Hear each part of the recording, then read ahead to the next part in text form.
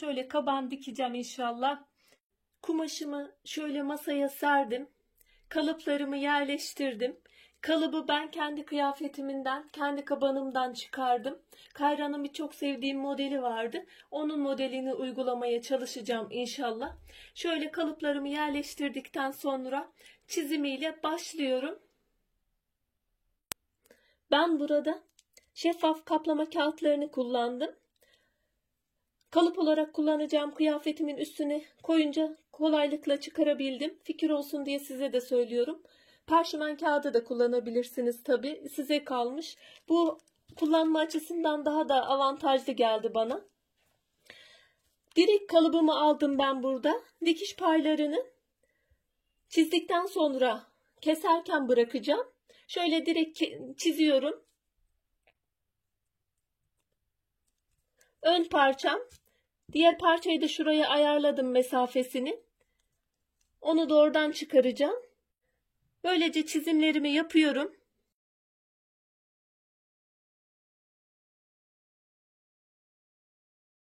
Şöyle çizimlerimi yaptım. Arka bölümüm, kol bölümüm, ön bölümüm bir tanesi. Bunları keseceğim. Kolla ve tek çizdim. Kestikten sonra bunlarla kalıbı, ikinci kalıplarını, eş kalıplarını çıkaracağım. Şöyle birer santim dikiş payı koyarak kalıplarımı kesiyorum.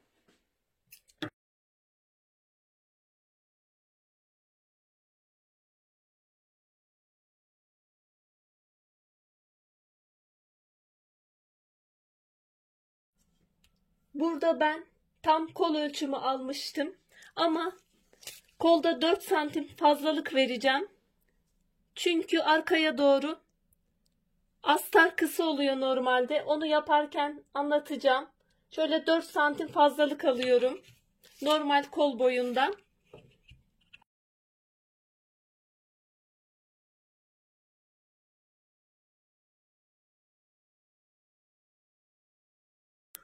Diğer kısımlara bir dikiş payı koyarak aldım. Benim bu modelim bel detaylı olan bir model. Yani üst kısmı bele kadar geliyor. Burada kolda dikkat etmemiz gereken şöyle düz iplik boyunu dikkate almamız gerekiyor. Düz bir şekilde yerleştirmemiz gerekiyor kolumuzun dönmemesi için. Ben burada kalıpta şöyle ortadan iz yaparak belirlemiştim.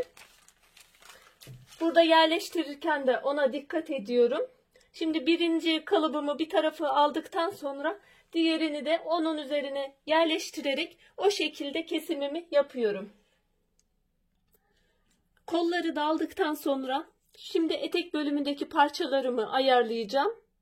Şimdi etek bölümünün parçalarını almaya geldiğimizde burada dikkat etmemiz gereken ön parçalarda, arka parçada da. Arka parçayı ben bütün halinde alacağım zaten.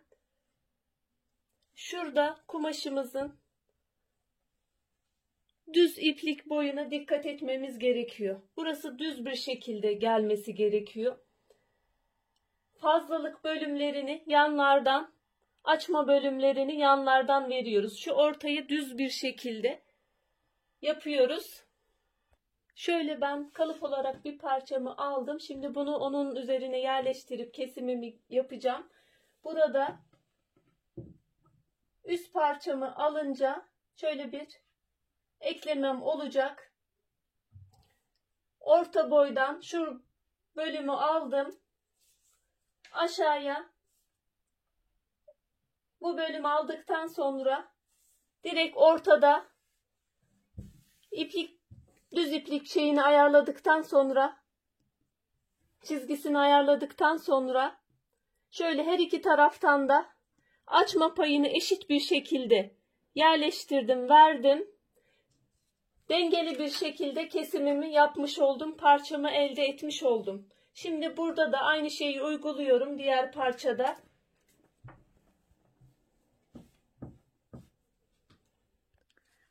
Kalıbımı yerleştirdim. Burada dikiş payını vermiştim ben.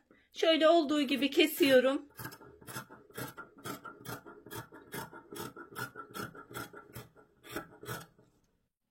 Şöyle etek ön parçalarımı da kesmiş oldum. Şimdi arka parçamızın ayarlanmasına geçeceğiz.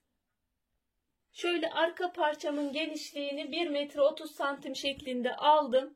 Şöyle ikiye katlayarak ortasını belirliyorum. Ortasını belirledikten sonra pileli şekilde yapacağım. Bu ince bir kaşı pileyi rahatlıkla kaldırabilir. Şöyle pilelerimizi ortada 2 tane tam pile, birer tane de yanlarda yarım pile olarak bırakacağım. Şöyle kumaşımı şu şekilde yaptım. Şuraya doğru. Buranın ölçüsü, pilemin tam ölçüsü 9 santim olacak. Şöyle pilemin yarısı 4,5 oluyor. Şu arada da 1 santim 1,5 santim şeklinde pile aralarında boşluk bırakacağım. Burayı da aynı şekilde yerleştiriyorum. Şöyle iğnelerimi takıyorum. Ortanın diğer tarafındaki, şurayı işaretlemiştik, diğer pileyi de şöyle kaldırdım kumaşımı. Bu tarafa doğru yapıyorum. Birbirine bakacak şekilde oluyor pilelerimiz. Perde pilesi gibi. Bunu da bu tarafa alıyorum. Ve arada alt kısımda boşluk bırakmıyorum. Tam bir pile yapıyorum. Sadece şu arada 1 santim 1,5 santim iki pile arasında küçük bir mesafe bırakıyorum. Şöyle yanda da yarım bir pile yapıyoruz. Yani 4,5 santimlik bir pilemiz. Şimdi pilelerimi ayarladıktan sonra şöyle arka üst beden ölçümü de alıyorum. Ortasını işaretliyorum. Burada da ortası belliydi. Şöyle işaret kısımlarını bir getiriyorum. Şu kalan kısımları işaretliyorum. Buradan aşağı doğru bir çan şekilde açma yapacağım. Belirledikten sonra bunu kaldırıyorum. Şöyle bir tarafında gösteriyorum. Burada belirlemiştim üst beden bel ölçümü. Buradan aşağıya doğru şöyle cetvelimle uç kısımda sıfırlayacağım. Şu çizgiyi takip ediyorum. Şöyle uç kısımda sıfırladım. Çam bir şekilde aşağıya doğru çizgimi inmiş oldum. Şöyle uç kısımda sıfırladım. Diğer kenarı da aynı şekilde yapıyorum ve kesiyorum. Şöyle belirlediğim çizgiden kesimimi yapıyorum. Dikiş payı da zaten içinde. Üst kısımda da dikiş payını vermiştim. Şimdi pilelerimin dikimini yapacağım. Sonra üst bedeni etek bölümüne eklemiş olacağım. Şöyle pilelerimin dikimiyle başlıyorum. Pile dikimleri bittikten sonra üst bedeni de ekleyip dikeceğiz. Şöyle yerleştiriyorum. Diğer ön parçalarımda da aynı bu işlemi yapıyorum. Şimdi şöyle bu iğnelediğim bölümleri dikiyorum. Arkadan etekle üst bedenimi birleştirmiş olacağım. Şöyle beden birleştirmelerimi yaptım. Ön parçalarım da aynı şekilde. Şimdi cep dikmeden önce cep bölümünü yandan torba cep yapacağım. Şöyle diktikten sonra zaten şimdi ütüde de açtım şu arka kısımlarını. Dikişlerim daha güzel durması için. Şöyle ön bedende de gösteriyorum. Her iki tarafa doğru yatırdım. Cep kısmını ayarlamaya geldi. Şöyle 8 santim olarak belirledim ben. Siz ön parçayı üzerinize tutarsanız cebinizin nerede rahat olmasını anlayabilirsiniz. Arka parçada da aynı işlemi yapacağım. Şöyle 4 tane cep kestim ben. İkisini astar kumaşından, ikisini de kaşı kumaşından kestim. Şöyle elimizi yerleştiriyoruz. Bir kese şeklinde alıyoruz. Yalnız şurası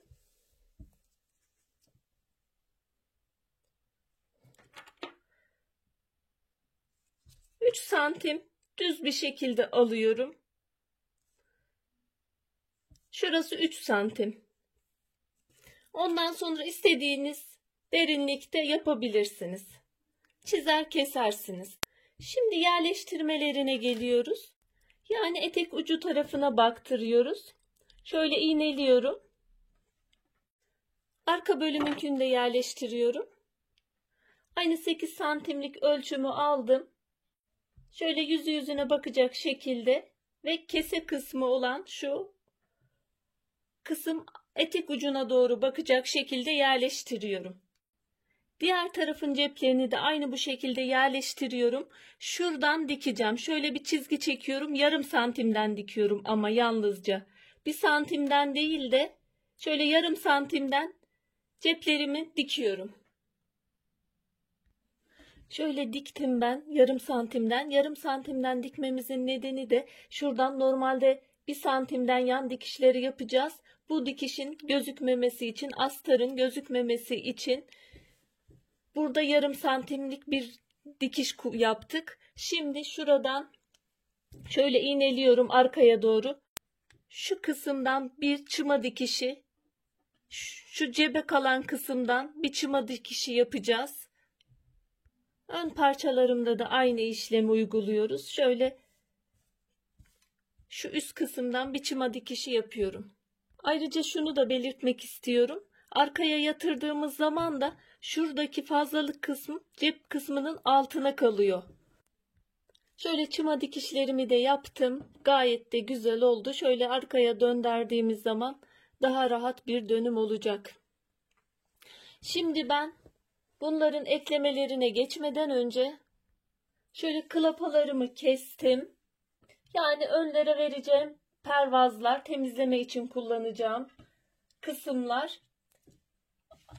Astarlarımı da kestim. Aldığım direkt beden kalıplarımdan. Yalnız ön kalıbımın birebir aynısını yapmadım.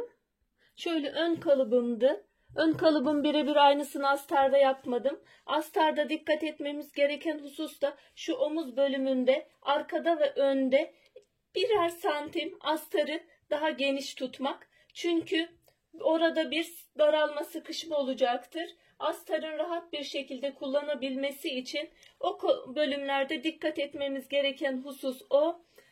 Astarla ön kalıbım eşit değil çünkü oraya klapa gelecek. İkisi birlikte ön kalıp dahilinde yani eşit şekilde olacak.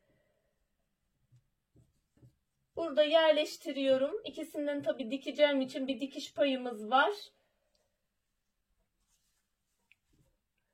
Bu şekilde ön kalıbı kullanarak astarını ve klapasını da almış oldum. Şimdi bunların ikisi eklenecek. Astarın arka bölümünde ise dikkat etmem gereken benimki pileli olduğu için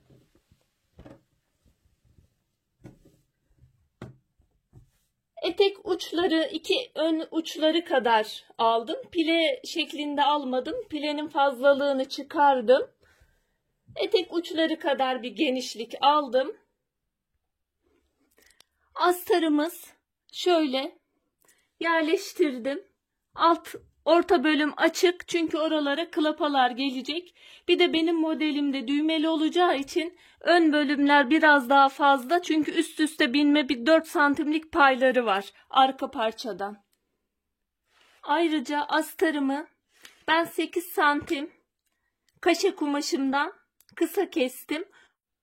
Şöyle klapalarıma ve yaka bölümlerine de tela yapıştıracağım.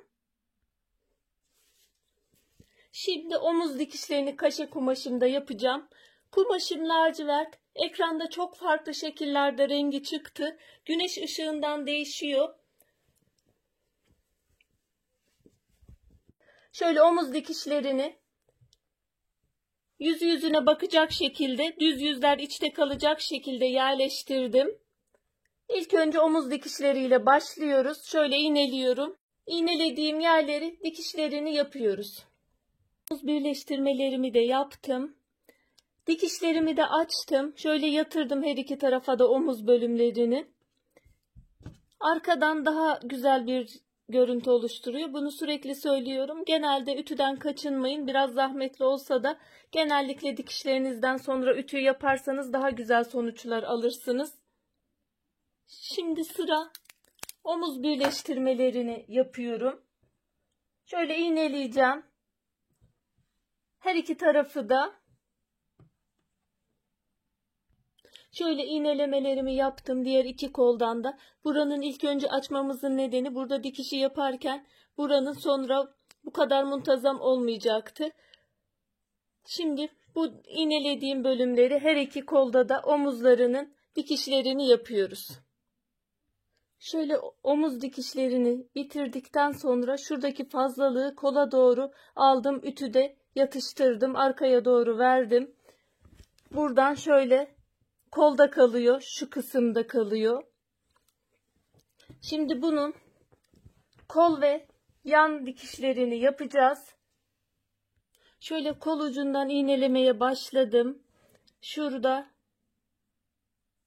dikişi dikişe getirerek dikkat ediyorum.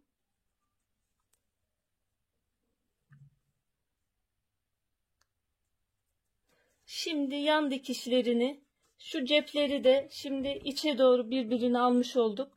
Şu bel bölümünün de dikişine getiriyorum. Dikkat ediyorum. Şöyle ceplerin de torbalarını astarla birlikte iğneliyorum. İğnelememi yaptım. Şöyle kol ucundan başlayarak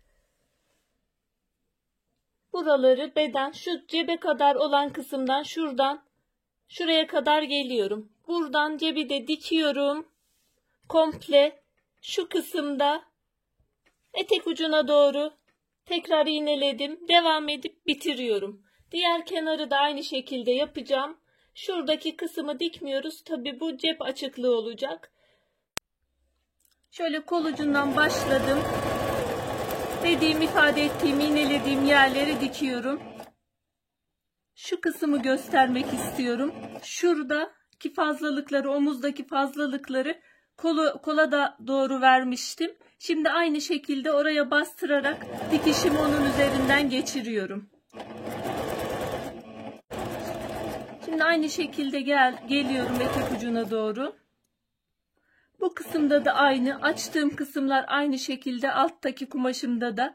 Dikkat etmem gereken burada da dikişimin dikişin üstünde olması. Ona dikkat ediyorum. Burada da şöyle kalın bölümleri pekiştirme yapıyorum. Burada 1 santim diktim şöyle cebe doğru. İğnem takılı. Şöyle döndürüyorum. Buradan şimdi cep bölümünü de dikmiş olacağım. Yani cebimizi dikiyoruz şimdi. Burada da fazlalık kısmı cebe doğruydu. Ona dikkat ediyorum.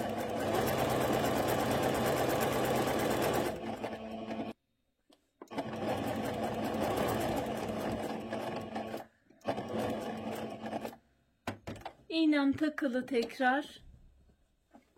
Cep bölümünü bitirmiş oldum.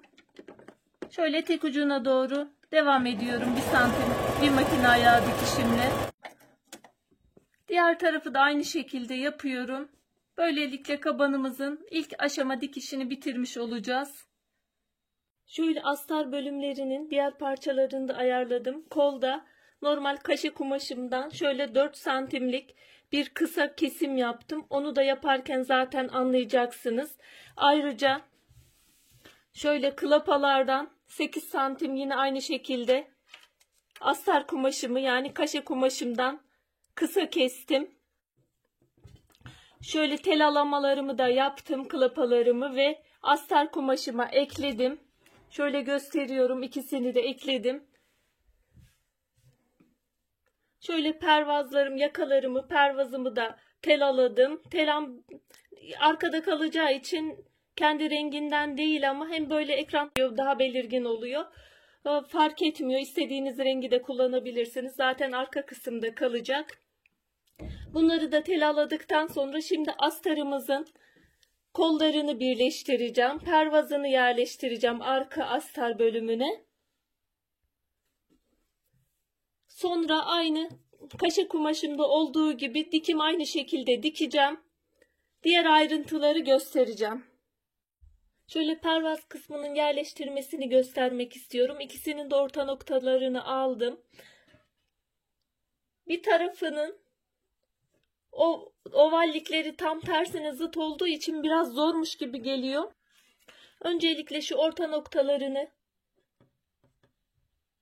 iğneliyorum.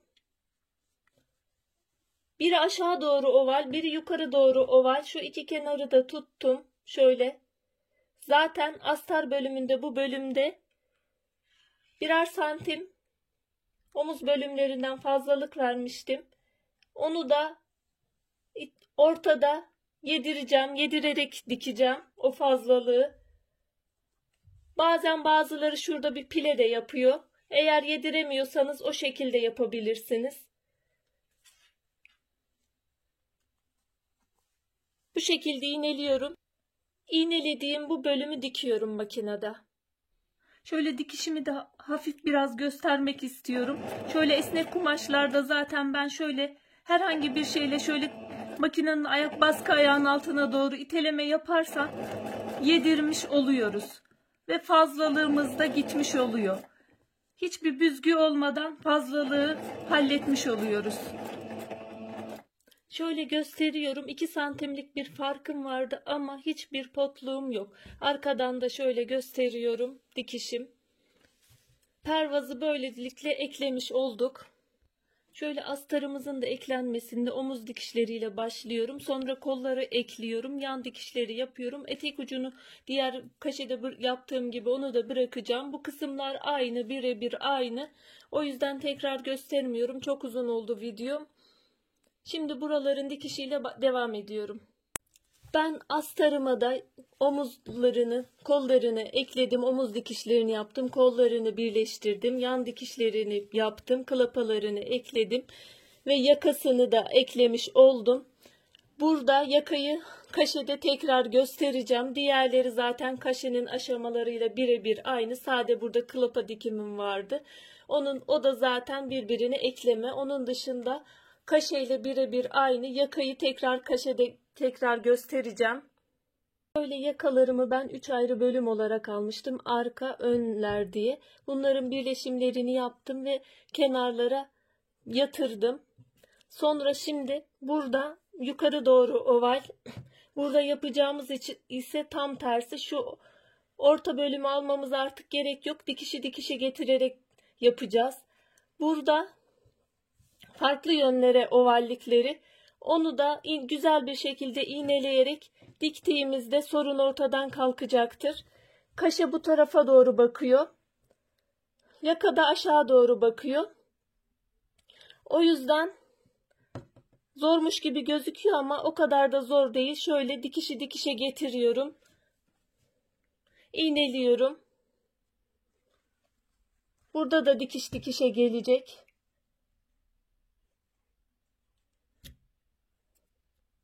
Dikişlerin birbirinin üstüne gelmesi gerekiyor. Şöyle kenarları da iğneliyorum. Burada açıklık bölümü benim. Üst üste kapama, önde üst üste kapama bölümünde benim yaka olmayacak. Orası açık kalacak. Şurada 3 santimlik 4 santime yakın bir bölümüm var. Şöyle iğnelediğim bölümleri dikiyoruz makinede. Şöyle iğneledim ve şimdi de dikiyorum. Şöyle diktim, yakamı ekledim ben. Şuralarını açmıştım. Bütün dikişlerimi açtım. Etek bel dikişlerimi, yan dikişlerimi şöyle ikiye yatırdım, açtım. Şimdi yakanınkini de aynı şekil yapıyorum. Şimdi yakalarımı açtıktan sonra kabanımda da yüzüne bakacak şekilde yerleştiriyoruz. Şöyle dikişlerimin dikişin üstüne gelmesine dikkat ediyorum.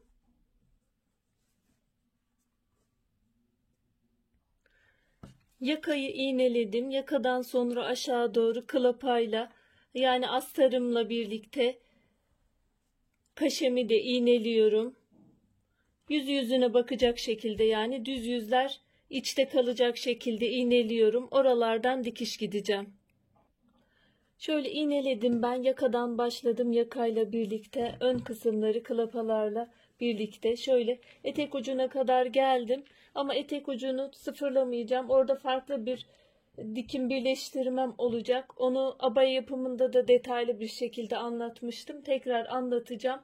Alt kısmı yaparken orayı da birlikte yapacağım. Şöyle dikişlerimi yapıyorum.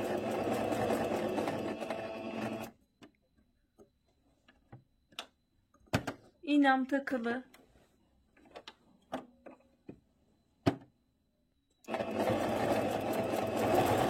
Bir makine ayağından dikiyorum.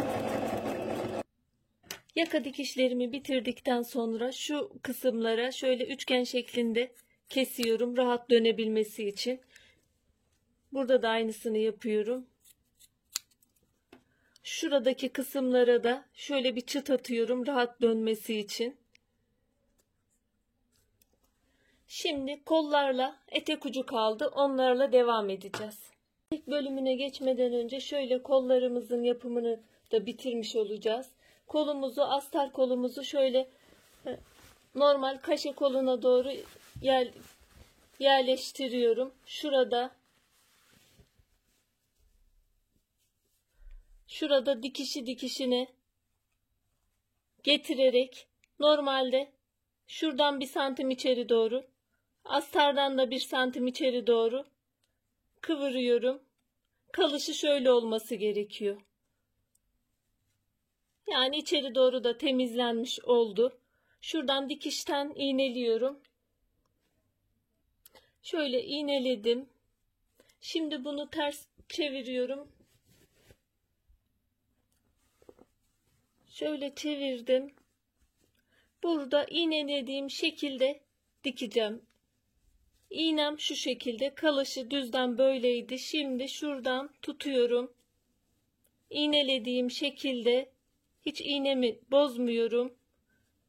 Şöyle devam ediyorum dikmeye. Buradan dikiyorum. Böylece dikiyorum. Kaşemizi zaten 4 santim astarımızdan fazla kesmiştik. Bunun nedeni de burada zaten şimdi döndürdükten sonra açıkça belli olacak. Arkaya doğru 4 santim astar bölümünün içeri doğru girmiş olacak. Şöyle diktikten sonraki görüntüsü şöyle, yani ucu ucuna eklemiş olduk. Kollarımızın da dikişini bitirdik. Şöyle keserken zaten astardan kaşe kumaşını 4 santim fazla kesmiştim. Bunun nedeni buydu. Kaşe kumaşı içeri doğru giriyor. Şimdi etek ucuna geçmiş oluyoruz kolları da bitirdikten sonra. Şöyle etek ucumu iğneledim ben. Katlayacağım ölçü miktarında yaptım. 4 santim bir katlamam olacak. Şurada klapaları, astarı birleştirmeyeceğim ben kaşeyle. Birleştirebilirsiniz de, o size kalmış. Ben abaya dikiminde göstermiştim detaylı bir şekilde. O şekilde şu köşeleri yapacağım, birleştirmemi yapacağım. Etek ucunu diktim varsayıyorum. Şurası bitişim noktam benim. Etek ucum buraya kadar geliyor. Burada da aynı şekilde şöyle düzeltmemi yapıyorum. Şuradan dikişim olacak. Fazlalık olan kısmı çıkaracağım. Şöyle döndürüyorum bu tarafa doğru. Şöyle arkaya çevirdim. Etek uç kısmım şurada bitiyordu. Şuraya bir çizgi çektim, belirledim hattımı. Şimdi o çizgiden şurayı da şöyle bir tane kıvıracağım arkaya doğru.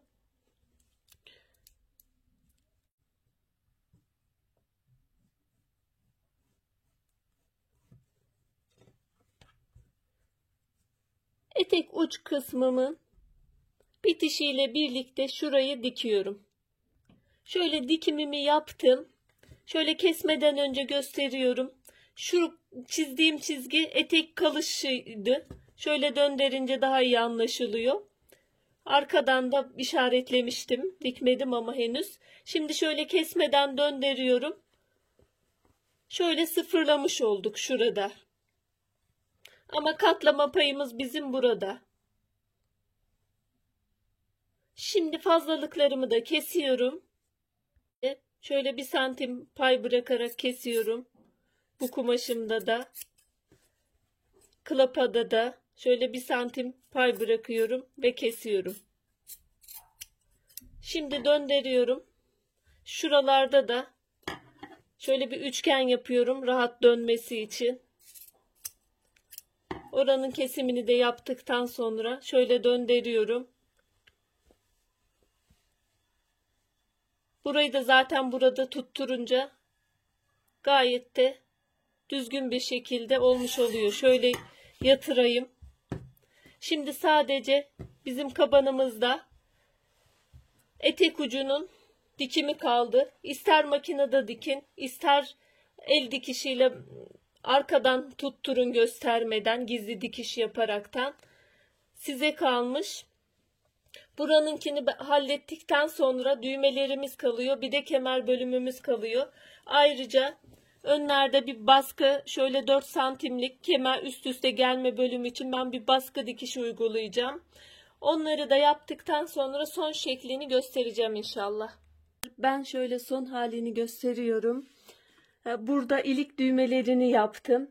13 santim arayla, yani düğmeden düğmeye 13 santim arayla açtım. Düğmelerini, ilik ve düğme dikimim videolarım var. 4 adımda da tek adımda da ilik açma videolarım var. Uzun olduğu için onları göstermedim. Şuradan bir 4 santimlik spor dikişi yapacağım demiştim. Yaptım. Ayrıca bir de kemer yaptım. Kemerin yapılışını da şöyle kısaca bir göstereceğim. Şuradan şöyle ikiye katladım. 12 santim genişliğinde bir kumaş aldım. Boyunu siz de belirleyebilirsiniz kemerin. Ben 1,5 olarak aldım. Şöyle iki taraftan ben katlıyorum. Genelde böyle pratik çalışmalar yapıyorum. Bunu da çok kez bu kemer bölümünü diğer videolarımda da gösterdim. Şuradan dikiyorum. Şu tarafını da şöyle bir üçgen bir şekilde kestim. Şöyle keserseniz direkt olur zaten. İsterseniz şöyle dikip döndürebilirsiniz de, bana her zaman bu yöntem pratik geliyor. Ben genellikle onu yapıyorum. Bütün etrafından da sıfırdan bir dikiş gittim. Şöyle gösteriyorum. Onun dışında etek uç kısmı kalmıştı. Zaten şuradaki dönümünü ben göstermiştim. Bunu ayrıntılı bir şekilde yaptım, gösterdim. Sadece etek alt kısmını kaldı. Onu da gizli dikiş videom var. Ona da bakabilirsiniz. Makinede yapmak isterseniz. Elde de rahatlıkla arkadan göstermeden teyel alabilirsiniz. Bunun dışında diğerleri ayrıntılı bir şekilde gösterdim. Yaka bölümünde de normalde şunu söylemek istiyorum. Bunun orijinalinde 2 santimlik bir yakası vardı. Ben bunu 4,5 santime çıkardım. Eğer başörtü tesettürlüyseniz, örtü kullanıyorsanız yakaları 1 santimde kabanın yakasını yukarı tuttum. Daha kolaylık oluyor ve gözükme ihtimalini ortadan kaldırmış oluyoruz. Bu bilgiyi de veriyorum. Bu da aklınızda olsun. Ayrıca şöyle arka tarafını da göstermek istiyorum. Arka tarafını pileli yapmıştık. Üst bir beden kalıbı çıkarırsanız rahatlıkla alt bölümü uygulayabilirsiniz. Ayrıntılı olduğu için biraz zaman aldı ama güzel oldu. Umarım faydalı bir video olmuştur. Şimdiden yapmak isteyen, denemek isteyen arkadaşlara kolaylıklar diliyorum. Allah'a emanet olun. Hoşça kalın, sağlıcakla kalın.